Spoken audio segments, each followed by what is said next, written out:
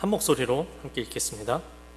예수께서 무리를 보시고 산에 올라가 앉으시니 제자들이 나온지라 입을 열어 가르쳐 이르시되 심령이 가난한 자는 복이 있나니 천국이 그들의 것이며 애통하는 자는 복이 있나니 그들이 위로를 받을 것이며 온유한 자는 복이 있나니 그들이 땅을 기업으로 받을 것이며 의에 줄이고 목마른 자는 복이 있나니 그들이 배부를 것이며 긍휼히 여기는 자는 복이 있나니 그들이 긍휼히 여김을 받을 것이며 마음이 청결한 자는 복이 있나니 그들이 하나님을 볼 것이며 화평하게 하는 자는 복이 있나니 그들이 하나님의 아들이라 일컬음을 받을 것이며 의를 위하여 박해를 받는 자는 복이 있나니 천국이 그들의 것임이라.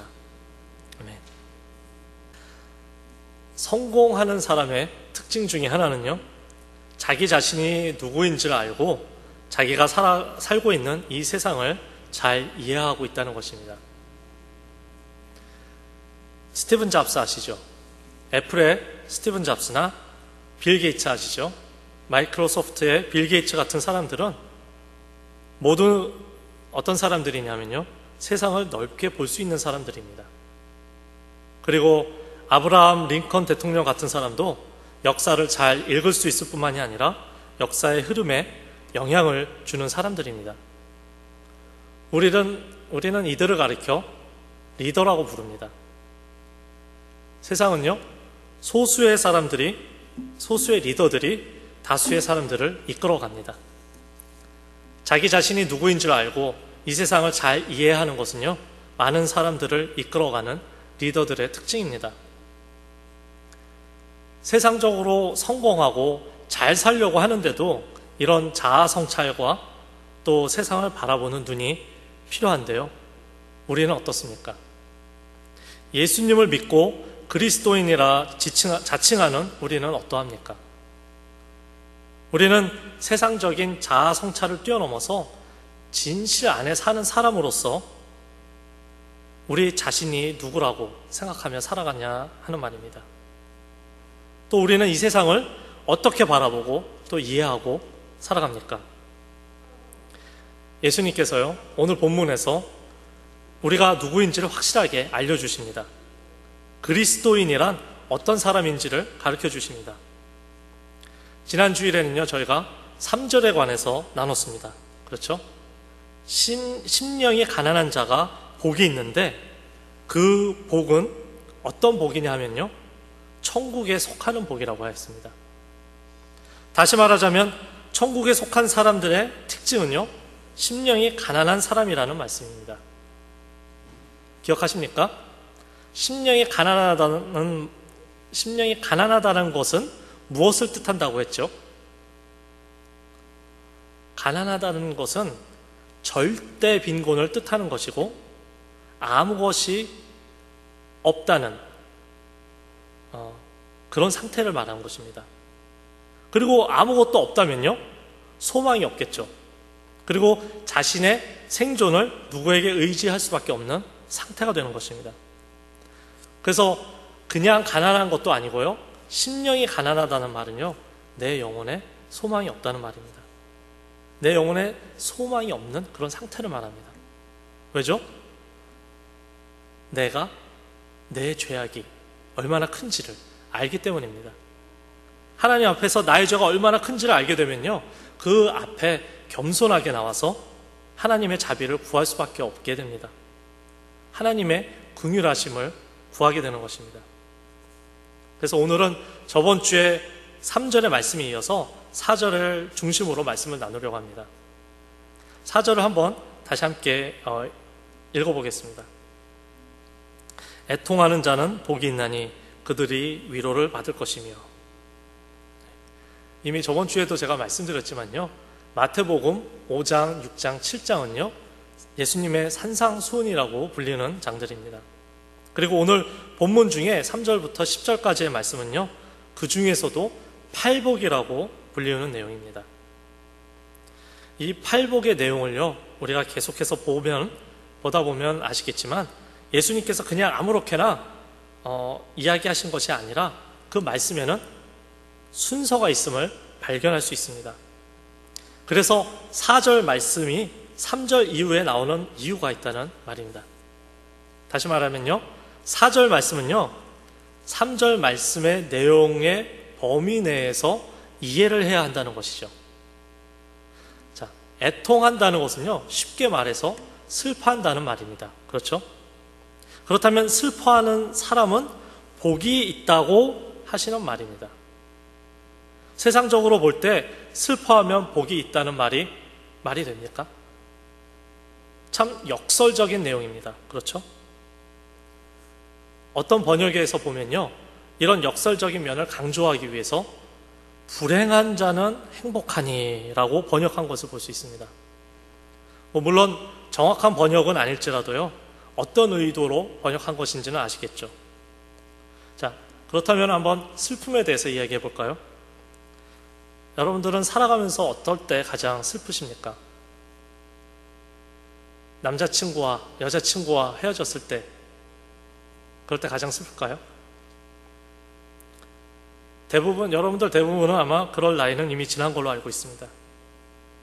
아끼는 차를 도둑 맞거나 집에 불이나 재산이 일었을 때 가장 슬프나요? 여러 가지 슬픔이 있지만요, 그 중에 가장 슬픈 것을 뽑으라면 아무래도 가장 사랑하는 가족의 죽음일 것입니다. 할머니, 할아버지가 돌아가셔도 슬프고요, 부모님이 돌아가시면 더 슬픕니다. 그리고 굳이 따지자면 자식의 죽음은 더욱 슬프겠죠. 예수님께서 여기서 말씀하시는 슬픔은 어떤 슬픔일 것 같습니까? 세상에서 가장 슬픈 것을 사랑하는 가족을 잃은 슬픔이라고 할 수도 있지만요, 예수님께서는 그보다 더 깊은 슬픔을 이야기하십니다. 한번 3절과 4절을 이어서 생각해 보시기 바랍니다. 어떤 슬픔인지 감이 오십니까? 죄에 대한 슬픔입니다. 나는 죄인이 아니다. 나는 죄인이 아니고 결백하다고 생각을 했었는데요, 하나님을 만나고 그 앞에 서니까 그 결백함을 상실할 수밖에 없습니다. 나는 의로운 사람이라고 생각을 했는데 하나님 앞에서는 전혀 그럴 수가 없습니다. 내가 생각했던 나의 모습은요, 하나님을 만나고 나면 모두 산산조각이 납니다. 심령이 가난한 사람은 곧 자신이 죄인임을 고백하는 사람이라고 했습니다. 하지만 단지 죄인임을 고백하는 데서 끝나지 않습니다. 천국 백성은요, 그 죄 때문에 애통하고 슬퍼한다고 하십니다. 이것이 영적인 축복의 두 번째 단계입니다. 심령이 가난하여 죄인임을 인정하는 것과 그 죄에 대해서 슬퍼하고 애통하는 것은요, 다릅니다.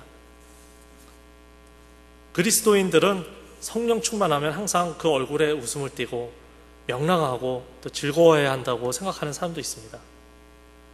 하지만 성경은요, 그리스도인의 삶이 모두 기쁨과 웃음이 아니라고 합니다. 우리가 누가복음을 봐도요, 그것에 산상수훈이 기록되어 있습니다. 근데 6장 25절에 보면은 화 있을진저 너희 이제 웃는 자여 라고 예수님께서 말씀하십니다. 화 있을진저 너희 이제 웃는 자여. 웃으면 복이 와요가 아니라 웃는 게 나쁜 거라고 하십니다.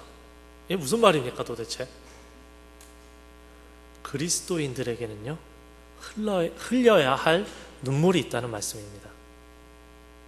재산을 손해보고 가족을 잃고 또 삶의 불행으로 인해서 애통하고 슬퍼하는 사람들은 옛날에도 많았고요, 지금도 많이 있습니다. 하지만 죄로 인해서 애통하는 사람은 그리 많지 않습니다. 도둑질을 합니다. 성범죄로 인해서 타인의 인생을 망쳐버립니다. 더 나아가 살인을 합니다. 그러고도 자신의 죄를 인정하지 않습니다. 법정에 서서 증거들 때문에 어쩔 수 없이 그 죄를 인정하더라도요, 자신의 죄 때문에 애통하는 자는 거의 없습니다. 우리는 그리스도인으로 살면서 세상 법의 잣대로 보면요, 죄인이 아닐 수도 있습니다. 다 착하시잖아요. 법을 준수하시잖아요. 그렇다고 우리가 죄인이 아니라고 할 수 있습니까? 예수님을 만나고 가장 먼저 발견하는 진리가 무엇이죠? 무엇보다도 자신을 먼저 보게 됩니다. 그리고 자신의 상태가 죄인임을 알고 애통해야 합니다. 내가 죄인임을 인정한다면요, 그 다음에 자연스럽게 따르는 것은 그 죄로 인해 슬퍼하는 것입니다. 베드로는 예수님을 만나고 그 앞에 엎드려져서 이렇게 고백했습니다. 주여, 나를 떠나소서. 나는 죄인이로소이다.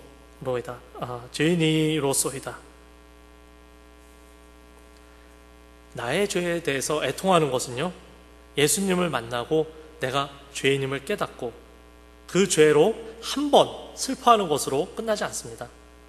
우리의 믿음이 성숙해질수록요, 나의 믿음에 대해서 더욱 민감해집니다.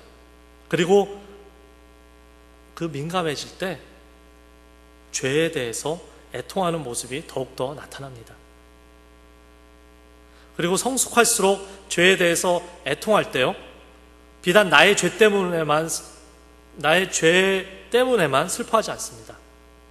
세상 사람들이 하나님을 알지 못하고 짓는 그런 죄들 때문에도 애통해야 합니다.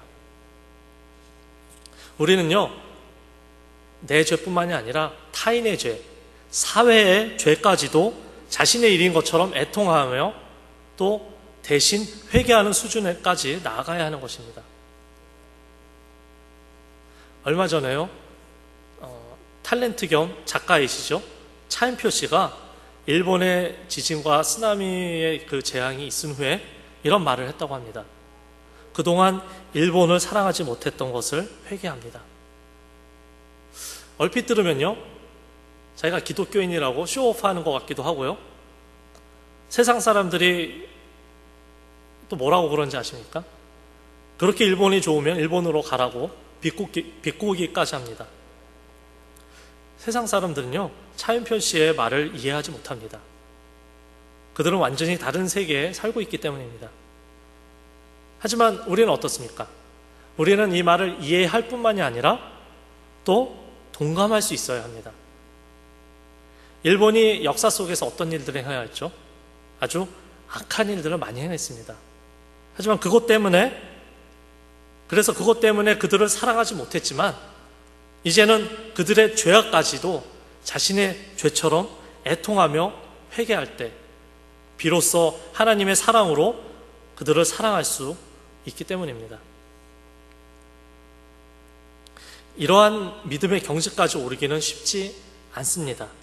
하지만 하나님께서 우리를 여기에까지 부르고 계신다는 것을 오늘 본문을 통해서 우리는 알 수 있습니다. 쉽게 말하자면요, 애통하는 마음은 바로 심령이 가난한 상태일 때 나에게 일어나는 감정과 같은 것입니다. 물론 중요한 것은요, 단지 나의 감정으로 슬퍼하는 것이 아니라는 것을 알아야 합니다. 성령님께서 도와주셔야지 애통하는 것이 가능한 것입니다. 죄송하지만 제 경험을 좀 말씀을 드리겠는데요, 중학교 2학년 때였을 겁니다.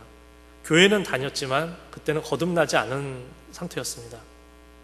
그런데 어느 날 집에서 앉아 있는데요, 책상 앞에 까만 성경책이 하나 있었습니다. 제가 쓰던 성경책이었는데요, 그 성경책을 가만히 보다가 갑자기 눈물이 막 났습니다. 제가 한번 얘기해드린 적도 있을 것 같아요. 근데 갑자기 눈물이 막 나면서 이 성경을 안고 막 울기 시작했어요. 왜 그랬는지는 잘 모르겠지만 내가 죄인이라는 생각이 그때 강하게 들었습니다. 그리고 성경을 보고 나도 모르게 예수님의 십자가를 생각하면서 울었던 것 같습니다. 그런데요, 제가 이 예수님의 말씀을 이미 이해하고 실천했다고 제가 이건 자랑하는 것이 아닙니다. 왜냐하면요, 이것은 제가 거듭나기 전의 일이었기 때문에 제가 왜 그랬는지도 모릅니다. 제가 마태복음 5장 4절에 이 애통하는 자가 복이 있다는 말씀을 이해하고 실천할 정도로 믿음이 좋지도 않았습니다. 거듭나지 않았는데 어떻게 그런 믿음이 있을 수가 있어요? 지금 돌아보면요, 성령님께서 하신 일인 것 같습니다. 그때 이후로 제가 죄인이라는 게 정말 강하게 제가 거듭날 때까지 강하게 제 마음에 자리 잡고 있었습니다. 근데 세상 사람들에게 저희가 복음을 전할 때요, 가장 거부하는 것이 뭔지 아십니까? 내가 왜 죄인이냐는 것입니다. 당신은 죄인이십니다. 그런 말 하면요, 내가 왜 죄인이냐? 살면서 법을 어긴 적이 한 번도 없는데 죄인이라니 어이가 없네요. 그렇게 말합니다. 성령님의 역사하심 없이는요, 자신이 죄인인 것조차 깨닫지 못합니다. 그리고 더더욱이는 그 죄 때문에 슬퍼할 수도 없습니다. 우리 팔복의 말씀을 계속 살펴보면서요, 제가 계속 강조를 하겠지만요, 이 모두가 8개의 팔복이 모두가 성령님의 도우심 없이는 불가능한 일들임을 알 수가 있습니다. 내가 누구이고 무엇을 위해 살고 있는지를 성령님께서 깨닫게 해주시지 않으면요, 불가능한 것입니다. 저희가 새벽 기도를 마치고 이제 맥도날드를 갑니다. 화목회라고 화요일 목요일마다 가서 이제 담소도 나누고 말씀도 나누고 그러는데, 어떤 장로님께서 옛날에 담배를 많이 피시던 장로님이 있으셨는데, 물론 장로님이 되시기 전에 담배를 끊으셨죠. 하나님 믿고 담배를 끊었는데 이런 얘기를 하시는 겁니다. 평생을 그 담배를 끊으려고 엄청 노력을 했다고 그래요. 근데 그 담배를 끊을 때마다, 자기 의지로 끊으려고 할 때마다 다시 돌아온다고, 그리고 다시 다 피게 되고, 끊으려고 할 때마다 다시 피게 되고, 그런 경험을 했는데, 어느 날 갑자기 담배가 싫어지더라라고 말씀하시는 거를 들었는데요, 그 말씀을 하시면서 또 무슨 말씀을 하셨냐면, 성령님께서 하시지 않으면, 그게 성령님께서 하신 것 같습니다 그러시면서, 성령님께서 하시지 않으면 못 끊는 것 같습니다 그러시더라고요. 내가 내 의지로 끊으려고 했는데도 안 됐는데 어느 날 갑자기 성령님께서 담배가 싫어지게 하시더라라고 고백을 하시더라고요. 여러 가지가 있지만은 정말로 어떤 것들은요, 저의 의지로 하지 못하는 것들이 많이 있습니다. 성령님께서 해주셔야 하는 거고요, 저희가 죄인임을 깨닫는 것조차도요, 성령님께서 말씀하시지 아니고 성령님께서 내 마음에서 내가 죄인임을 돌아볼 수 있게 하시지 않으면요, 돌아볼 수가 없습니다. 전혀 죄인임을 인정할 수도 없고요, 또 그 안에서 더욱더 슬퍼할 수도 없는 것입니다. 그렇죠. 우리는 우리가 누구인지를 확실하게 알고 살아가야 합니다. 세상에 우리가 살죠. 우리가 세상에 살지만 그 세상에 속할 수는 없는 존재임을 알아야 합니다. 세상에 한 발, 예수님 앞에 예수님께 한 발씩 놓고 살 수가 없습니다. 미지근하게 살 수 없다는 말입니다. 요한계시록 3장 16절 말씀입니다. 내가 이같이 미지근하여 뜨겁지도 아니하고 차지도 아니하니 내 입에서 너를 토하여 버리리라. 내 자신이 누군지도 모르고요, 미지근하게 살면 어떻게 하신다고 하셨나요? 내치신다고 하십니다. 우리는 우리 자신에 대해 확실한 이해가 있어야 하고요, 그 자아에 대해서 자신 있고 또 책임 있는 삶을 살아야 합니다. 우리가 어떤 시대에 살아가고 있습니까? 저번 주에 말씀드린 대로 이미와 아직 사이에 살아가고 있다고 했죠. 이 자리에 없지만요, 주희 자매와 혜성 형제가 어제 결혼을 했습니다. 그런데 아무 계획 없이 그냥 결혼식 날 딱 당해서 결혼한 게 아니죠. 그 둘은 지난 겨울에 약혼을 했습니다. 아시죠? 어디 분위기 잡고 눈 속에서 프로포즈 한 거를 제가 들었습니다. 약혼을 한 후에 이제 어제 결혼하기 전까지 무엇을 하면서 살아왔습니까? 둘은 결혼 준비를 하면서 살아왔죠. 결혼식만 준비한 것이 아니고요, 저희와 같이 커플 성경 공부도 했고요, 그리고 살 집도 장만했고요, 결혼 생활을 위해서 여러 가지 계획을 세우며 그 계획을 또 실천하며 살아왔습니다. 약혼한 후로 그 둘이 한 모든 것은요, 두 사람이 한 가정이 되기 위해서 준비한 것들입니다. 아시죠? 약혼할 때는요, 결혼을 언제 하게 될지는 아직 모르지만 그들의 삶은 그 결혼을 준비하는 삶을 살게 되었던 것입니다. 우리가 이 세상에서 사는 것도요, 이런 마음으로 살아가야 합니다. 예수 그리스도께서 이 세상에 인간으로 오셔서요, 십자가에서 우리의 죄값을 지불하시고 또 부활하셔서 승천하신 것은요, 바로 우리와 약혼식을 한 것과 같습니다. 약혼 후에 아직 결혼은 안 했습니다. 그렇죠? 하지만 결혼을 전제로 준비하는 삶을 살아가듯이요, 예수님께서 천국에서 이 땅에 다시 재림하시기 전까지 그분의 다시 오심을 준비하는 자로서 우리는 살아가야 하는 것입니다. 예수님께서 재림하시는 날이 바로 우리의 결혼식 날입니다. 결혼하기 전까지 어떻게 살아야 한다고요? 그 결혼 생활을 준비하고 살아가야죠. 딴 남자나 딴 여자에게 한눈 팔면 안 됩니다. 예수님께서 팔복을 말씀하시면서요, 약혼자로서 우리가 어떻게 살아야 하는지를 말씀하시는 거죠. 약혼을 함으로써 서로가 서로에게 평생 필요한 사람이 된 것을 인정하는 것처럼 우리도 우리의 죄 때문에 예수님이 필요하다는 것을 인정하는 것이 필요하죠. 그리고 더 나아가서 그 죄로 슬퍼하는 것이 필요하다는 것을 말씀하시는 것입니다. 죄로 물든 자신의 모습을 보면서 애통하는 사람은 복이 있다고 하십니다. 이런 사람들이 진정한 위로를 받는다고 하십니다. 하나님만이 주실 수 있는 진정한 위로는요, 우리의 결혼식 날, 즉 예수님의 재림의 날에 이루어집니다. 그날의 진정한 위로를 받으시기 원하십니까? 죄로 인한 애통함이 있어야 합니다.